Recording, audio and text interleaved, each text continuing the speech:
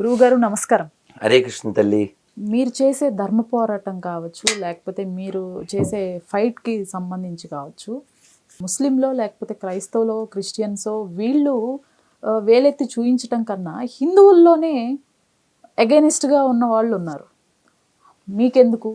మీరే అంటే వాళ్ళు ధర్మ పోరాటం చేయకపోగా చేసే వాళ్ళని మళ్ళీ వేలు పెట్టడం, వేలెత్తి చూయించటం, వీళ్ళని ఎలా చూడాలి అసలు? ఏం చూసేది ఉంది తల్లి. 2 కారణాలు చెప్పనా. ఒకటి భయం. ఏమిటి భయం అంటే, మీకు ఉదాహరణ ఇస్తే పట్టుకుంటారు. రైల్లో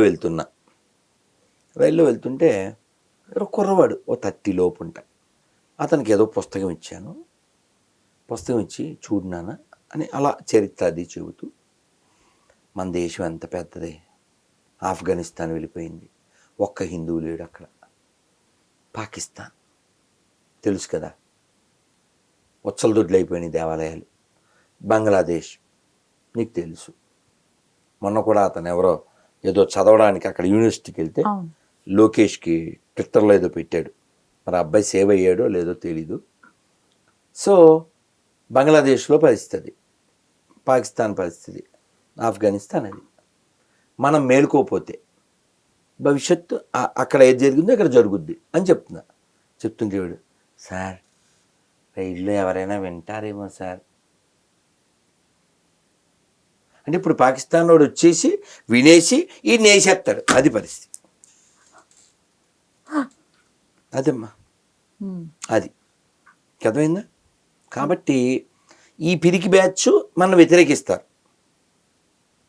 వాడు ఏమంటాడు తెలుసా, ఏంటి అన్నదమ్ముల్లా కలిసి ఉన్నటువంటి హిందూ ముస్లిం క్రైస్తవుల్ని ఈ రాధామోహన్ దాస్ చెరగొడుతున్నాడు. అన్నదమ్ములా కొంచెం వివరించండి, ఎలాగ అన్నదమ్ములో ప్రాక్టికల్గా ఉద్యమం చూడండి. ప్రాక్టికల్ ఒకసారి ఈ ఉమ్ము వేసే విధానం ఏదైతే ఉందో ముస్లింలు అందరూ యాక్సెప్ట్ చేస్తారా అడగండి. అందులో షియాలు సున్నీలు ఉన్నారు. షియాలు సున్నీలే అన్నదమ్ములు అవనప్పుడు ప్రొటెస్టెంట్లు ఏది ఇందులో క్రైస్తవుల్లో ప్రొటెస్టెంట్లు కేథలిక్కులు వాళ్ళే అన్నదమ్ములు అవనప్పుడు ఒకటి చర్చికి ఒకడు వెళ్ళడం, ఒకళ్ళ మసీదుకి ఒకళ్ళు వెళ్ళడం, వాళ్ళు మనకు అన్నదమ్ములు ఎలా అవుతారు? ఏంటి ఇక్కడ జోక్ ఉంటుంది తెలంగాణలో, ఏంటిది గంగా జమునా తెహజీబ్, హయ్యెస్ట్ జోకు. ఆవులను కోసేటప్పుడు ఈ గంగా జమున ఎందుకు గుర్తులేదు? గంగా మందే జమునా మందే. గంగా అదేంటి వాళ్ళ ఏదో నీళ్ళు ఉంటాయి, జిమ్ వాటర్, జమ్ వాటర్ ఏదో ఉంటుంది. ఓకే. సో గంగా జమునా జహజీబ్ కాకుండా గంగా జమ్ పాని అవుద్దా? ఇందాక మీకు ఉదాహరణ ఇచ్చాను, అది జట్కా పద్ధతి మాంసం, హలాల్ పద్ధతి మాంసం అవుద్దా?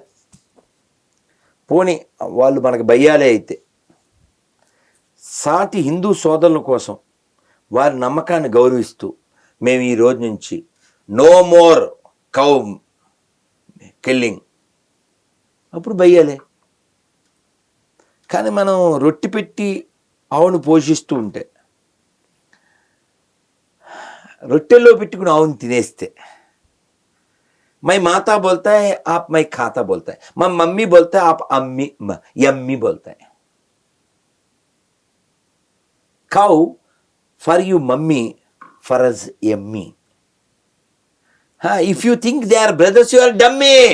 నిన్ను విడిచిపెట్టాలి కుమ్మి. అర్థమైందా అమ్మి? అదిరా తల్లి, అదిరా.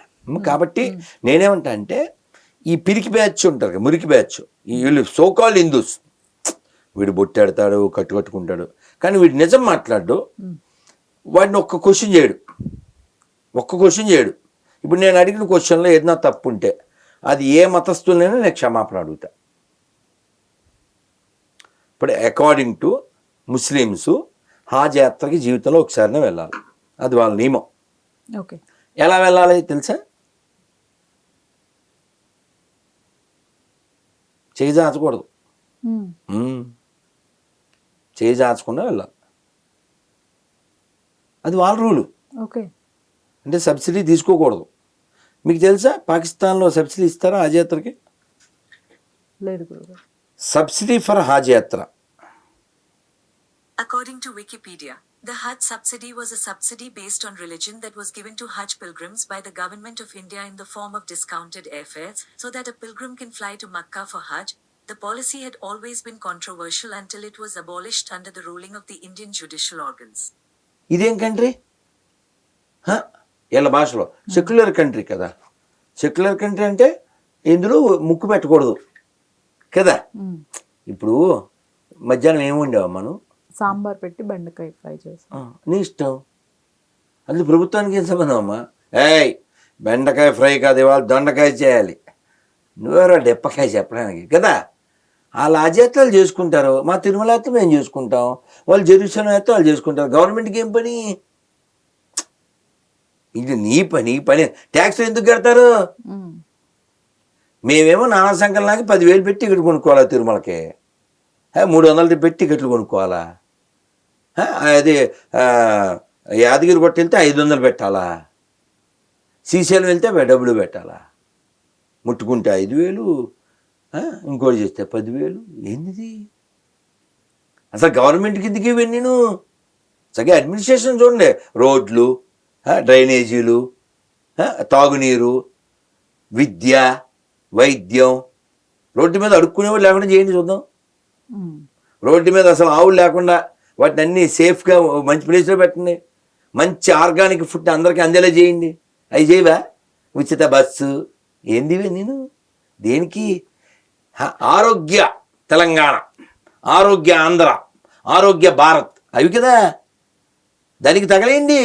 3,000 కోట్లు పెడితే ఎన్ని హాస్పిటల్ వస్తాయంటారు కదా. మతం ఏంటి?